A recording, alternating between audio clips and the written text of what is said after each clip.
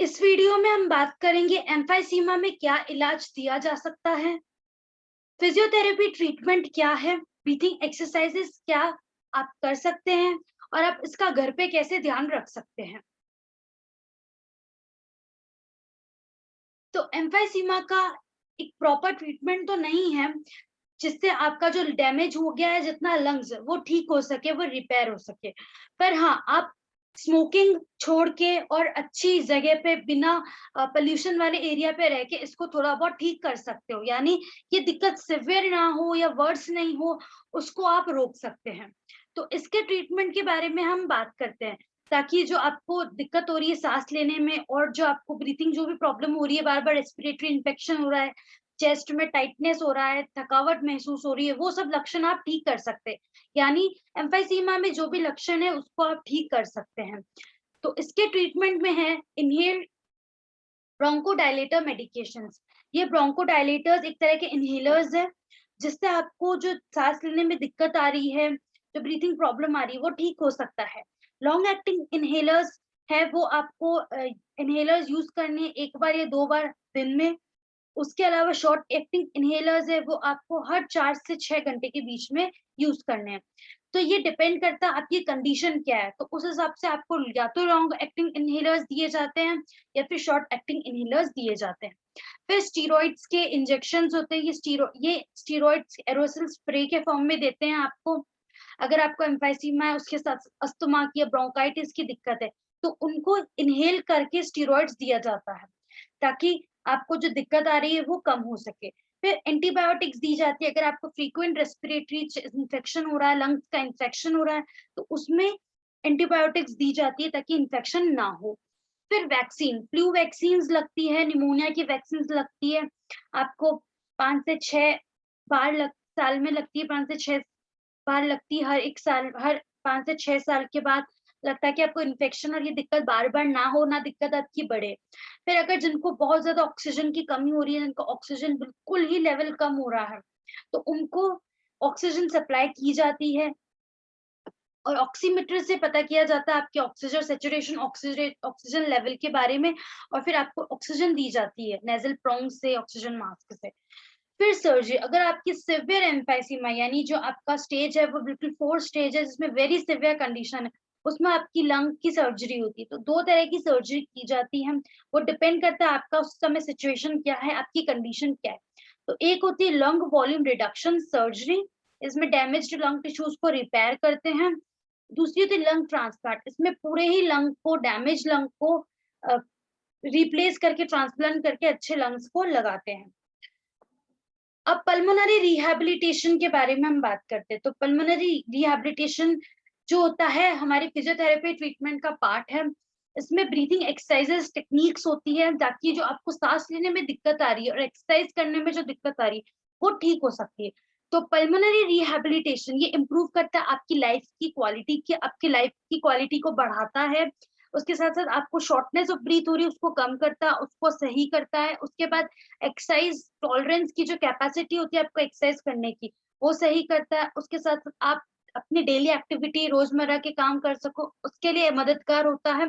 और आप बार बार हॉस्पिटल में एडमिट ना हो, या बार बार आपकी लंग्स में कोलैप्स नहीं हो जाए, आपके लंग्स या बहुत ज्यादा फूल नहीं जाए, तो उस चीज को कम करने के लिए पल्मोनरी रिहैबिलिटेशन दी जाती है।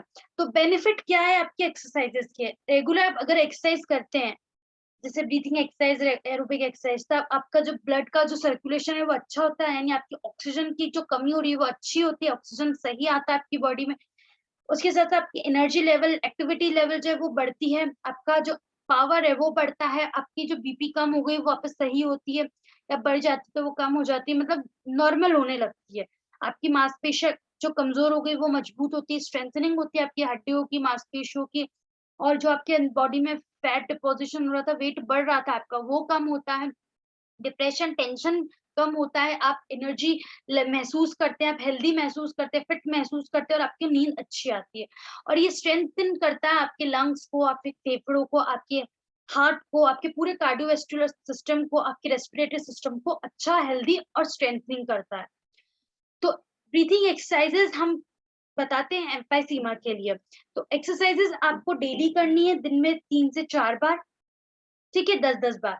तो पहली है पर्स्ड लिप ब्रीथिंग, इसमें आपको बॉडी रिलैक्स रखनी है, नाक से अंदर सांस लेनी है 2 सेकंड तक, उसके बाद मुंह से सांस पर्स्ड लिप करके पकड़ लिप्स बना के मुंह से सांस निकालनी है बाहर 4 सेकंड तक, यानी 2:4 के रेशियो में इनहेल एक्सहेल करना है आपको।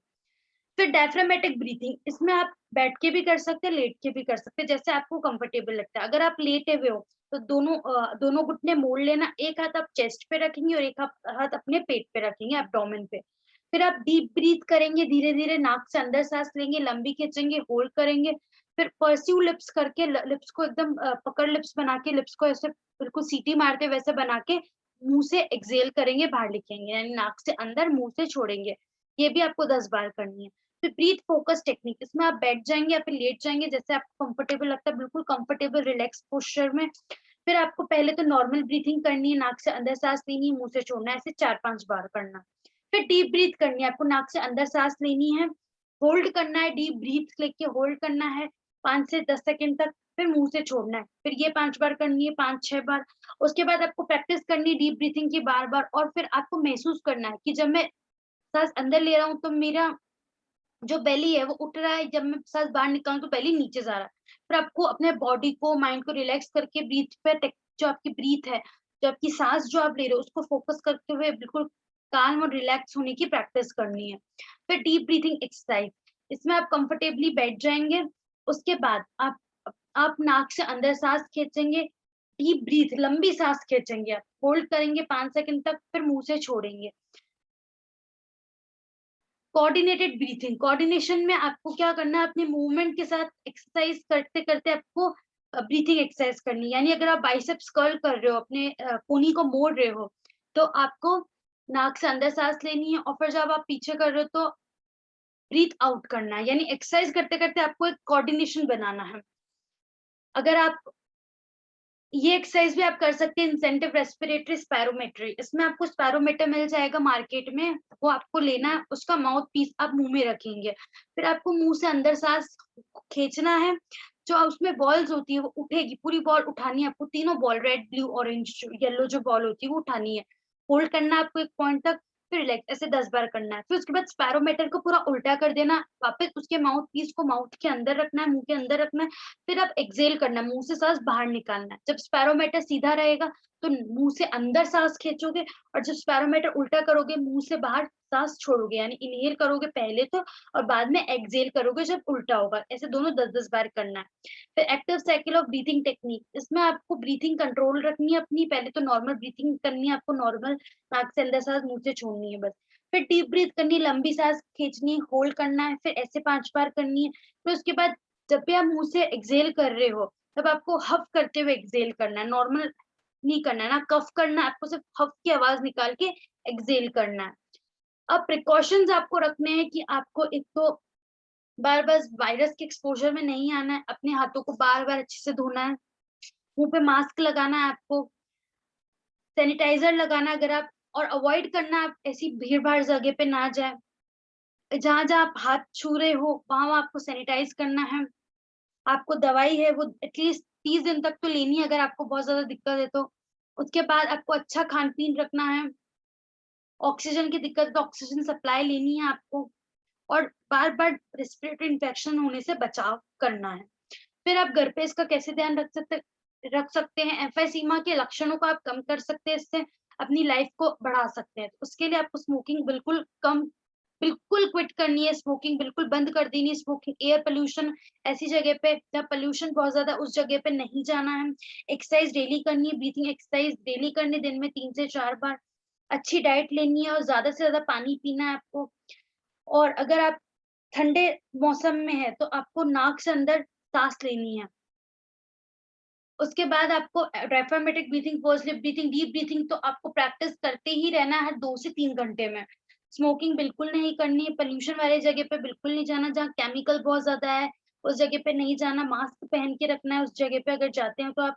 फ्लू वैक्सीन होती है, निमोनिया की वैक्सीन होती है, वो आपको लगानी है ताकि इन्फेक्शन बार बार ना हो।